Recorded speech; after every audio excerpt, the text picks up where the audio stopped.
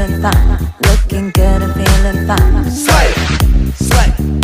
Looking good and feeling fine. Looking good and feeling fine. Looking good and feeling fine. Fashion. Step into the room like it's a catwalk. Fashion.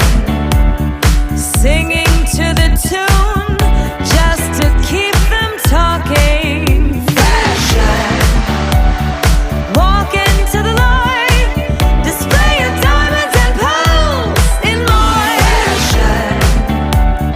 Married to the night, I own the world. A clothing controversy is brewing in the Brandywine School District over this young lady's outfit. Do you think she should have been sent home? Well, guess what? She was. Yeah, officials at Brandywine High School thought her fashion choice was inappropriate for class, and that's got the girl and her mom feeling the school took it too far. Fox 29's Jennifer Joyce has. Own the world.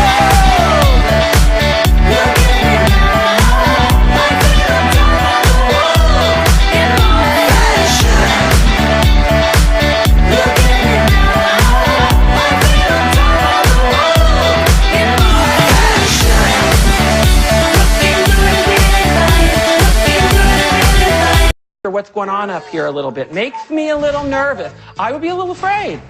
And I think you are sending out bad vibes to people, and they probably are afraid of approaching you and afraid of getting to know you because you put up this wall with the costume. Lisa? I think you're completely wrong. This is perfect style. For 1600, I was best dressed. But 1600, honey, we have moved on. We're going to drag you into another era. Come on, work with us. I like my era. I know, but this era is even better. And turn me on, zip me up, it can't be wrong, 'cause your new look's a theory.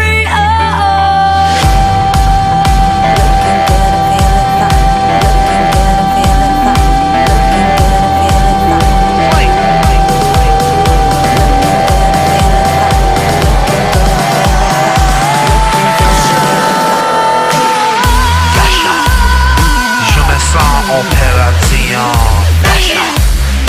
Donnez-moi Christian Louboutin. Fashion. Le monde est témoin, c'est la vie. Fashion. Je suis en haute couture. Fashion, fashion.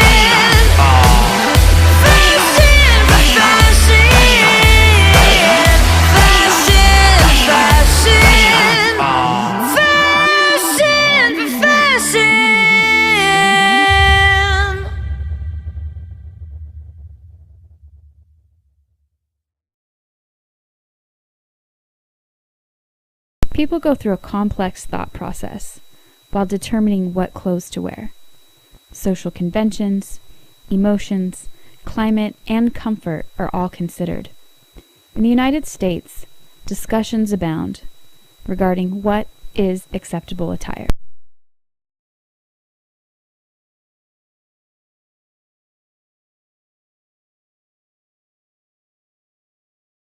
Dressed in skin-tight jeans, high heels, and a wide-brimmed black hat, 16-year-old Jonathan Escobar tells me how he recently moved to Kennesaw to live with his sister and go to school at North Cobb High. He moved from Miami, where he lived with his parents. Because my parents didn't want me to dress like this in school. When he went to enroll at school, Jonathan says he asked administrators questions about how he could dress. What if I were to wear a brightly colored wig? What if I were to wear heels? He said administrators indicated it wouldn't be a problem, but then it was. There was a fight in school because someone said something rude about me and the other person defended me. School officials say they told Jonathan he had to dress more like a male or he couldn't come to school. Fashion, similar to other parts of culture, is complex. Due to its complexity, fashion cannot be separated from cultural participation. Even those who state their disdain for fashion are not separate from it. Clothing and fashion are both individual and communal. It can convey power. It can define and reinforce social relationships. Fashion is a cultural language, a language with a vocabulary, grammar, dialects, and accents. We all communicate through this language and participate in its interpretation. Hypercriticism of fashion and its permanence throughout society confirm that fashion is not culturally or socially superficial, but has a deep relationship with ideas regarding societal control and norms of behavior. Numerous theorists, philosophers, sociologists, and psychologists have attempted to explain the origins and cultural meaning behind fashion, and no consensus has been made, and not one single theory encompasses all the fluidity, complexity, intertextuality, and subjectivity related to clothing and dress.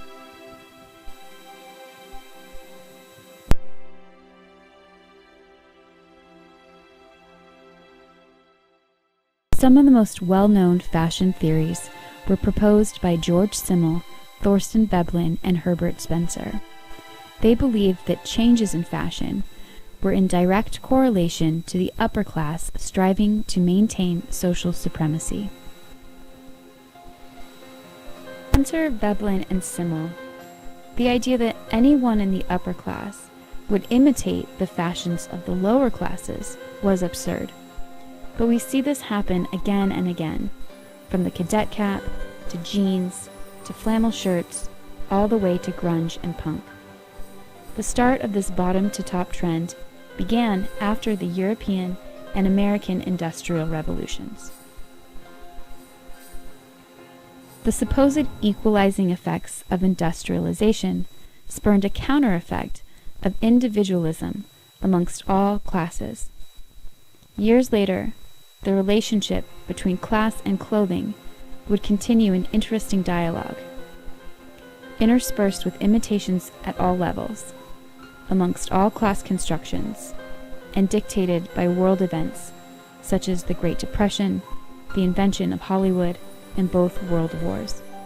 By the 1950s, the power of youth in fashion would have a greater impact than what Simmel's, Veblen's, or Spencer's theories ever allowed for.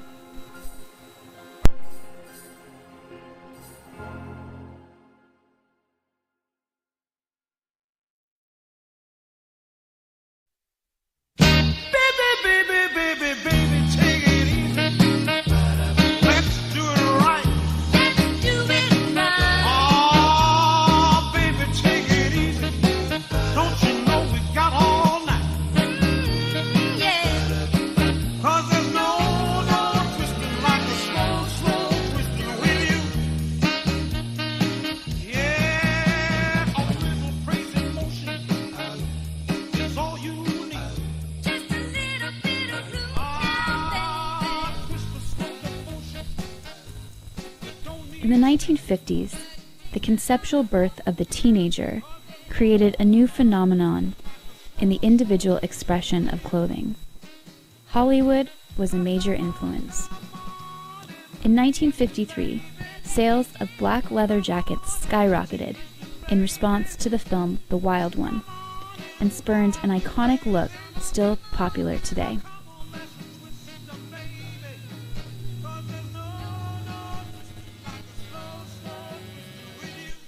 The history of rebellious styles goes beyond Hollywood and is linked to the economic climate of post-war England and class tensions.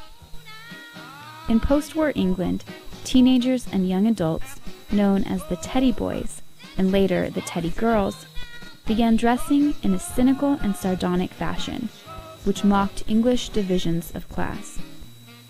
The Teddy Boy and Girl style was a collage of upper-class symbols and working-class panache.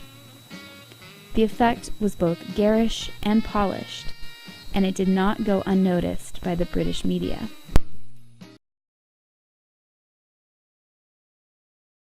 More importantly, it was undeniably cool.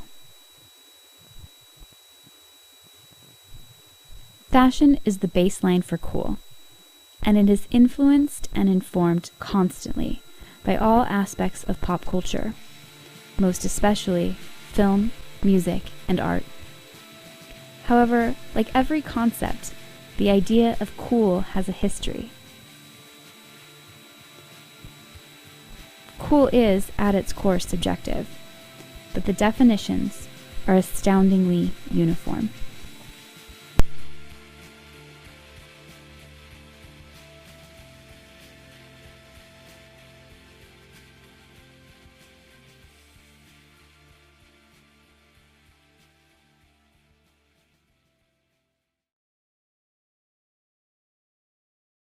Cool is whatever makes me feel most comfortable in what I'm wearing, and not necessarily what everyone else thinks it is. Be yourself. Make your own definition of cool and don't really conform to what society thinks is cool. Being cool, being fashionable is wearing clothes that fit you, but also wearing clothes that you're comfortable in and not really caring what anybody else says. Like, I'm wearing rattlesnake skin cowboy boots right now, and I mean, that's kind of weird, but I mean, I don't really care if somebody thinks that it's stupid, because I think it's pretty cool, so. Caring what other people think. Just going with the flow. For you personally like and enjoy and what you think is cool. Not so much what is a general consensus, but what's personally cool to you. Cool. Yeah. Be yourself, always. Don't wear your hat backwards. Wear it to the front, to the side, anywhere. Pose where you want to pose. Flex when you want to flex. Do this if you can. You know, be yourself. To me, cool, like comfortable is cool. If you feel comfortable in what you're wearing and you think you look good, then that's cool. To me, at least. I mean, I went to the gym. I don't really look cool right now, but. My definition of cool is being yourself, not to be afraid of others judging you. You know, being yourself is the best thing. Like, not be common, because the world already has enough same people. I think positivity is cool and everything along with that. The scavengers of cool are hipsters. But to be labeled a hipster is invariably not cool, since cool, in order to be successful, must also be unspoken. While true hipness originates from a select few, hipsters have become ubiquitous and have crafted their supposedly individual style from historic pop culture icons, working class culture, and a world outside the white middle class core.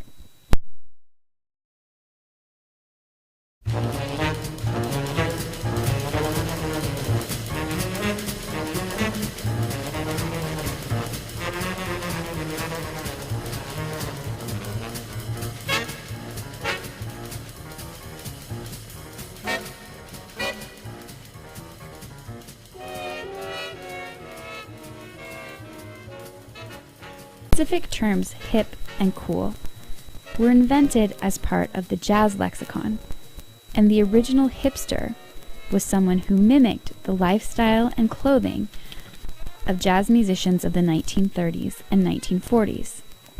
For much of these decades, cool was a concept without a definition, and instead was embodied in distinct individuals.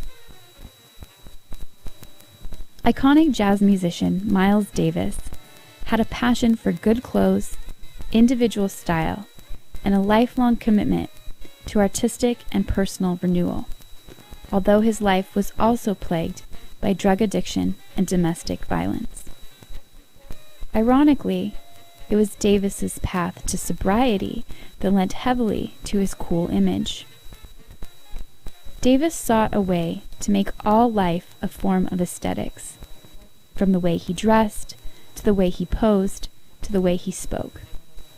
What made Davis's version of cool so compelling was its existential qualities, the way it functioned as both a symbol of engagement and detachment. The history of cool is overrun with intersections between white and black America, and between the middle and working classes. It was an intersection that Miles Davis experienced intimately in the jazz world, a world where most of the critics and gatekeepers were white, and the most important innovators black. The ways in which jazz changed in the 1940s changed how young people perceived coolness, and most especially what whites considered cool. Cool possesses a certain vitality that when spread too far becomes thin and veers into the territory of today's hipster. The desire of the affluent hipster living in a world of abundance is to trade it in for a world of authenticity. 21st century hipsters are inspired by working class labor. In their downtime, hipsters have adopted the gritty aesthetic of a historical working class. This focus on a working class style comes at a time in history where long-term stable employment is increasingly difficult to find, and the instability of the marketplace elevates the role of the individual. An increase in desk jobs and a decline in craftsmanship make the style of a historic laborer both exotic and comforting. A changing economy has created an environment where a strong individual sense of self has replaced what has collectively been lost. In this new economy, an individual who lacks authenticity lacks cultural value. Therefore, hipsters have cultivated enormous amounts of energy, inventing an authentic identity, where fashion is key. Hipsters, as seekers of authenticity, have looked to art, or to the lives of artists, for inspiration on how to conduct themselves. Once an historic, iconic image is emulated by the hipster, the image can be commodified, repackaged, and sold. Hip is therefore the perfect commodity, since it requires rapid change.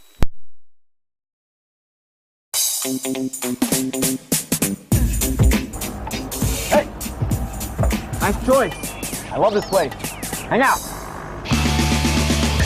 So, we're thinking it's a callus, right? And so he cuts it open. It's a wart. Oh, come on. A guy like that's hanging out here? This bar is over. What? Oh, come on! Man, fixed gear bikes are over. Hey, man, take it. It's free. Enjoy it, because they're over. Over! And I show up and I'm giving everybody hugs, you know, hey, you're my cousin, you're this, you're that. And I figure out it's like not even my family at all. Like I don't know anybody there. I'm like a total stranger. Stupid. What? What did that guy make? Ah. Guess what? Shell art is over! It's done! Hey, thanks for ruining shell art. Ah. That's over. That's over. Huh?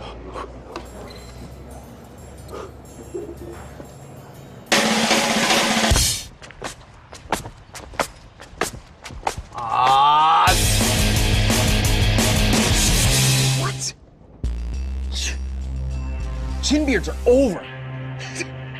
Everything's over. Business he wanted to open before that was a sports store. They had hockey gear and they had football gear, especially for kids. You gotta be kidding Baseball me. gear. This guy is in there? And you're looking at me. How are you, friend? It's cold out there. This bar is so over.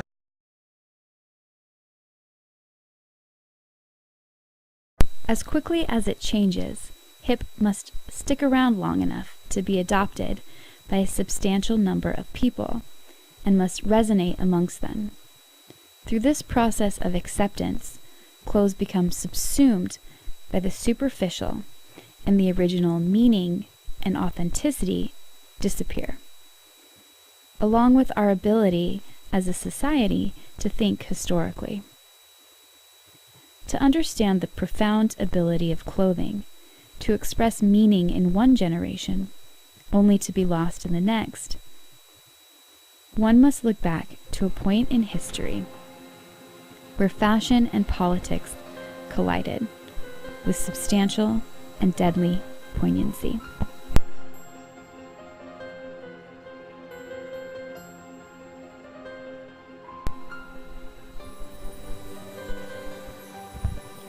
In pre-revolutionary France, and throughout most of Europe, clothing denoted the rank of the wearer. Economics, and in some cases, sumptuary laws, kept everyone within a sartorial frame of reference that reinforced the political structure. Medieval ideology influenced how French society functioned, allowing for 3 defined classes of people, referred to as estates. Each estate had specific functions and were simplified into clergy, nobles, and peasants. The non-clergy, non-noble group consisted of the bulk of the French populace and were referred to as the third estate and made up 90% of the population. They were varied in wealth and occupations, and in many instances exceeded the wealth of some nobility. What continued to separate the nobles from the third estate were the nobility's special legal privileges. It was under these conditions that revolutionary groups in the third estate were formed. Revolutionaries, who were most often well-educated, skilled artisans and shopkeepers, who were influenced by the Enlightenment and inspired to represent the poorest members of society.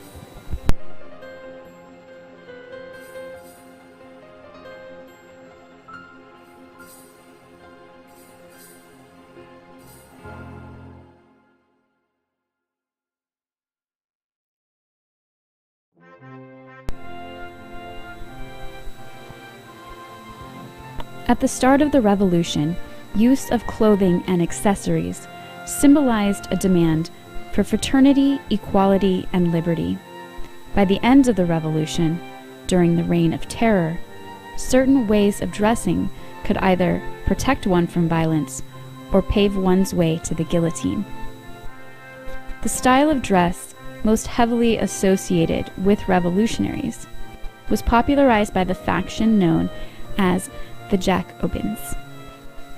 One of the most iconic pieces of revolutionary clothing were the long, wide trousers adopted from sailors. Revolutionaries who adopted this style called themselves sans-culottes. As the revolution progressed, all of the emblems and clothing associated with it marked the continued ebbs and flows of ideas. Decrees and bans dictated clothing choices, and rules dictating revolutionary style began to run contrary to the ideals of the revolution and created resentment towards those shifting into power.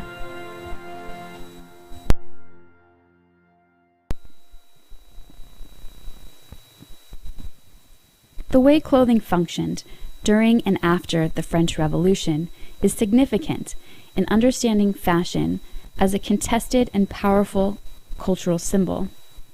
It was a turning point for fashion as individual expression and chosen markers of group identity. The revolution also introduced the working man and woman as a revolutionary mascot. Across the world, communist revolutions have used the working class as a muse, and out of this relationship, a piece of fashion has emerged and been adopted by hipsters throughout the world. Despite slight variations, the cadet cap has experienced a strange repopularization in the 21st century.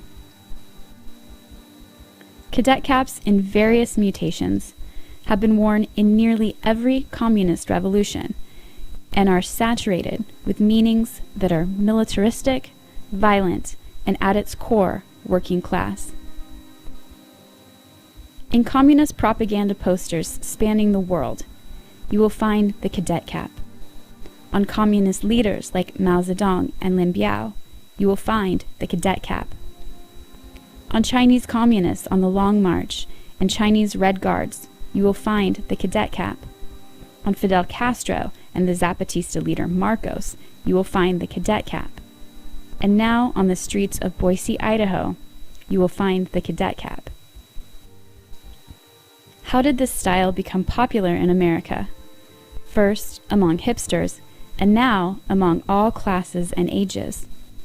To answer this question, we will need to go back to those who first popularized the look and the communist ideology behind it.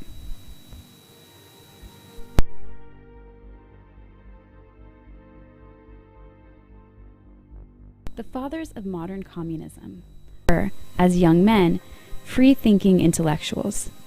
They supported the already existing communist cause and were inspired by the French Revolution, radical politics, and the sans-culotte-wearing Jacobins.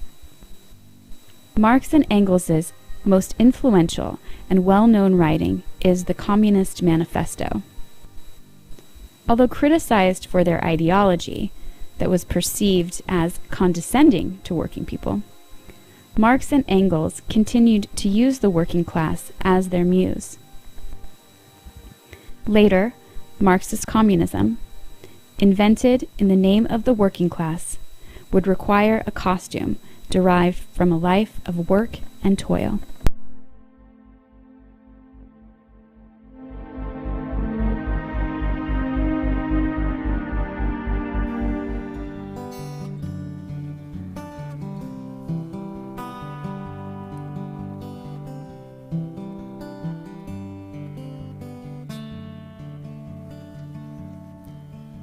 My great-uncle Jim had a fiddle, but I never did hear him play. Grandma said he used to farm a little when he was about my age. Back before the coal mines bought up all the land. Yeah, great-uncle Jim went to work in the mines when he was still a young man. In the early 1900s, the hats worn by rail yard workers and miners would become a perfect accessory for the communist ensemble. The look and the wearer represented working class strength and courage. In fact, in the United States, miners who actively and collectively fought for workers' rights predated Marxist communism. Mining is difficult and dangerous work, and early miners oftentimes lived in substandard conditions. Organized groups of miners went on strike for payment of wages in cash and improved sanitary conditions. This struggle for workers' rights was filled with tragedies large and small, and was oftentimes punctuated with violence. Despite resistance and danger, organizing miners continued to strive for complete worker solidarity, and the cadet cap continued to exist as a working man's accessory.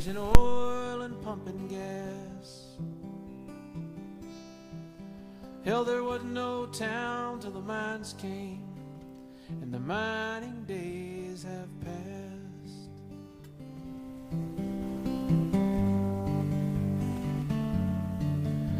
My great-uncle Jim had a fiddle, but I never heard him play.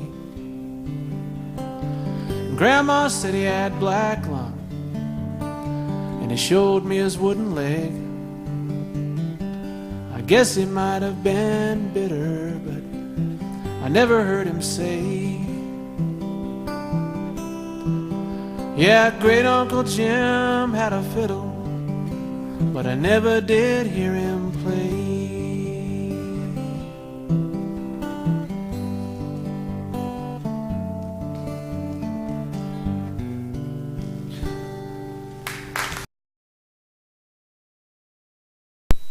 Marxism was accepted into Russia in the 1870s, and communist groups such as the Bolsheviks were formed and quickly rose to power.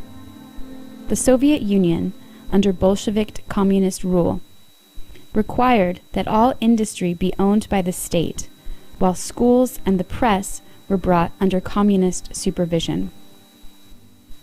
Fashion failed to thrive in the Soviet Union.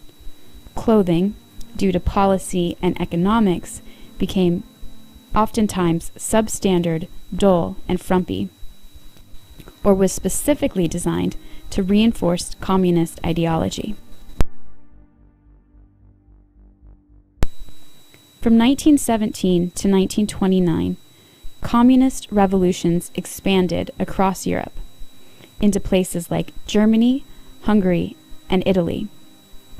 In 1924, Stalin replaced Lenin as the main Soviet leader and proposed assimilating all communist nations into the Soviet model. Under Stalin, the cadet cap would come to symbolize not just labor, but forced labor, as Stalin instituted labor camps and Siberian prisons.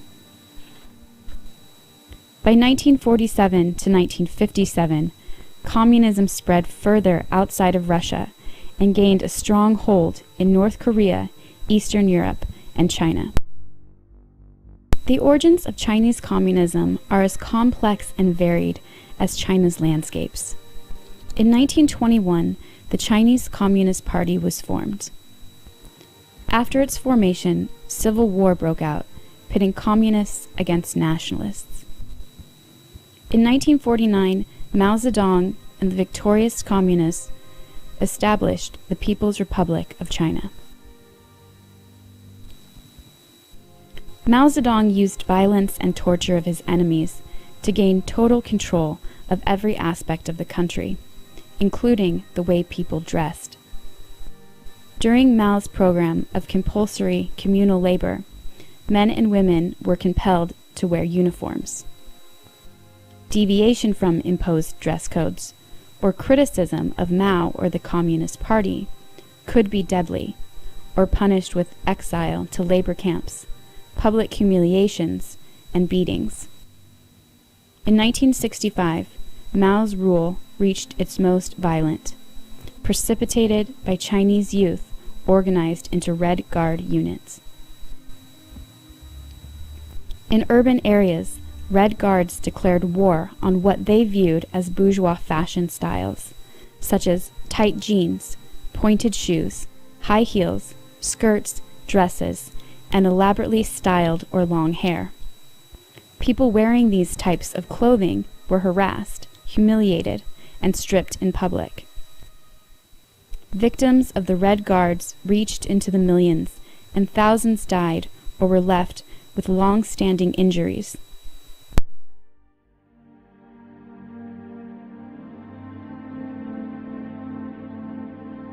So it was Mao turning loose the youth against the party leaders. And of course, he encouraged all sorts of destruction. If anything, his wife was even worse. He was absolutely pushing destruction. One of the most chilling books about this, and this is one that I learned about in a conference, is called Growing Up in the People's Republic. And these two young women who write this, and it's just sort of a dialogue back and forth. They were both in the Red Guards. They both believed sincerely. One of them was with a group of students that actually murdered her teacher. I mean, they were beating her so severely she died. And she just writes about it, just matter-of-factly. And at this same conference, there was a Chinese man who stood up and he said, "I was a Red Guard." We all just kind of looked at him because to us, they're just terrorists and terrible vandals. Yeah. But they were true believers. My Chinese teachers at Ohio State University said that even today in Chinese society, Chinese people don't trust each other because of the Cultural Revolution, because of children turning their parents in, and because of Chinese people turning against Chinese people. And that there's a level of distrust that has even lasted today. The cadet cap-wearing Red Guards and the physical and psychological abuse they inflicted did not prevent their particular headgear from gaining popularity amongst communists in North Korea, Vietnam, Cambodia, and Latin America. In the 1950s, within Latin America, Cuba took readily to communist ideology. As communism spread throughout Latin America, it changed with every regional exposure. As the cadet cap closed in on North America, its portal to the 20th century hipster was the Mexican state of Chiapas. In 1994, a group known as the Zapatistas eclectically adopted communist traditions. In the 2000s, Marcos emerged as the masked leader of the movement. In many ways, the Zapatista leader epitomized 21st century hipster ideologies. He protested globalization, was anti-George W. Bush, and against the war in Iraq. Marcos fought for the indigenous and promoted co-ops. And although middle-class American hipsters couldn't take up arms with the Zapatistas, they could sport a cadet cap and buy fair trade coffee. As time moved on, hipsters popularized the cadet cap. Now it has become commonplace and has lost all connection to both Marcos and Marx.